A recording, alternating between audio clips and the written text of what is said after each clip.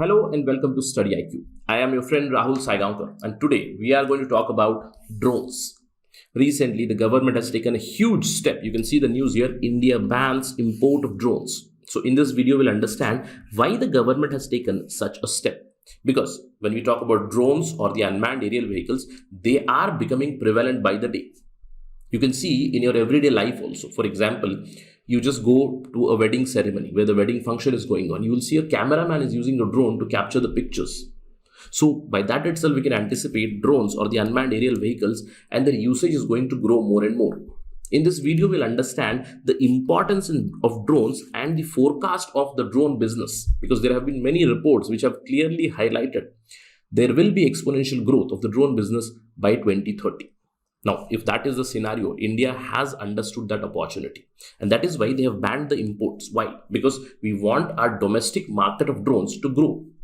So in this video, we'll understand the regulatory norms around drones, because from last 1 year or so, the government has been bringing new rules and regulations for regulating the drones, for pushing the drones. You must have heard about the budget news. In budget, Finance Minister Nirmala Sitharaman, in her speech also, she said, the government is going to promote and push the use of Kisan drones. That means drones in agriculture is the future next, right?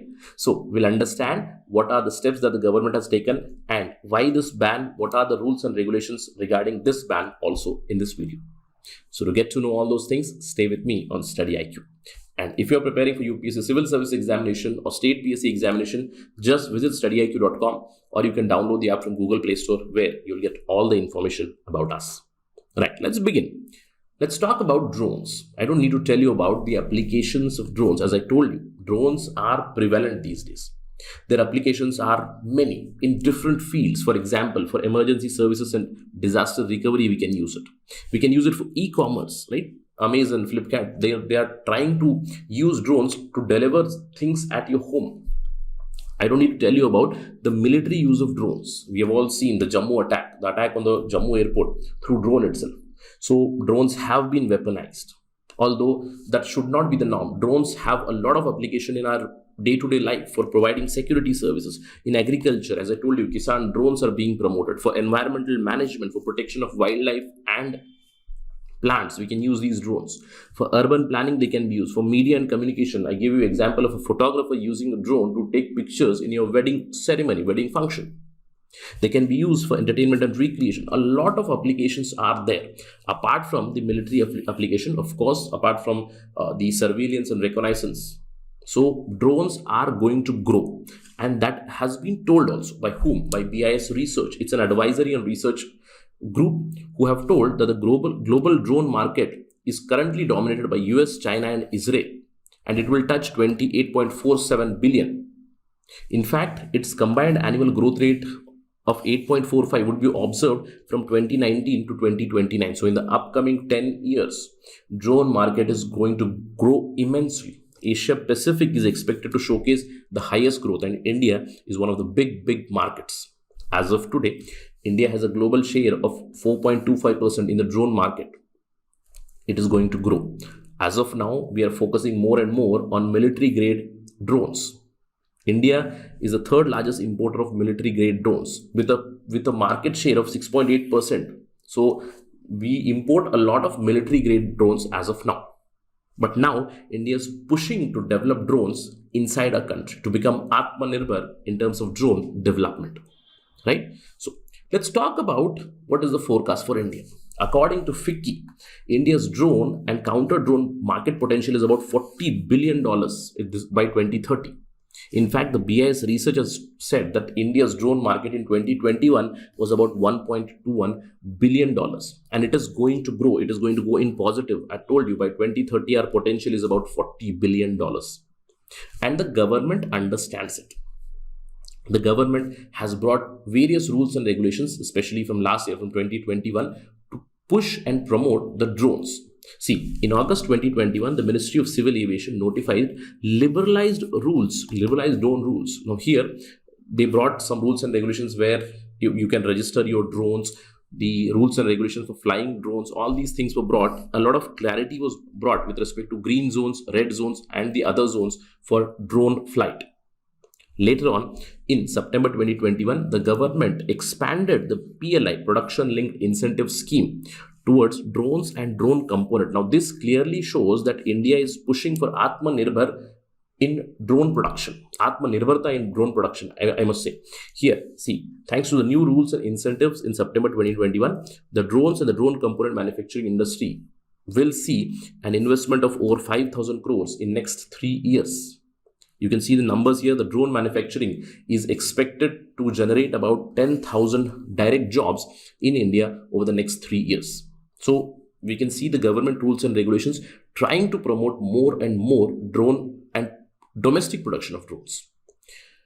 In fact, during this year budget, I told you, Nirmala Sitharaman announced that government is going to push for use of drone in different sectors. Ministry of Civil Aviation urges various ministries to promote the use of drones. Where in agriculture, in medicine delivery, in mining, surveillance, emergency response, geospatial mapping, defense, law and enforcement, everywhere use of drones is being promoted continuously. And very recently, in February itself, the government has now banned the import of drones in February. Now, why all these things? If we stop the import of drones, that means the domestic industry is going to get more and more push. So what are the recent rules and regulations by the government? What kind of drones or what kind of drone import is banned? Can we not import drones at all? Say, for example, if I am a research and development institute, an academic institution. So can I import drones or not? Let's try to understand what are the rules and regulations. See, in the recent ban, what is the import item that is banned? See, complete drone, completely built up drones, they are banned. Completely knocked down drones, which can be refurbished and sent, those are again banned. Semi knocked down drones, they have also been banned. That means any built up drone, knocked down or semi knocked down drones, they cannot be imported to India now. Completely banned. But what is not banned? See, understand that import of drones, any of these kind of drones, for purposes of defense, security and R&D, they are not banned. So if I'm an R&D institution, if I'm an academic institution who's trying to build the drone technology, then I can import. But if I have to import now, then I have to go through the exemptions that have been provided by the government. We'll talk about that in some time. Apart from that, completely built drone or knockdown drones import is banned, but drone components and their import is not banned, because since I want to develop my domestic drone industry, I need the components. Some of the components are not produced in India, so I can import the components, assemble them here and create the drone here.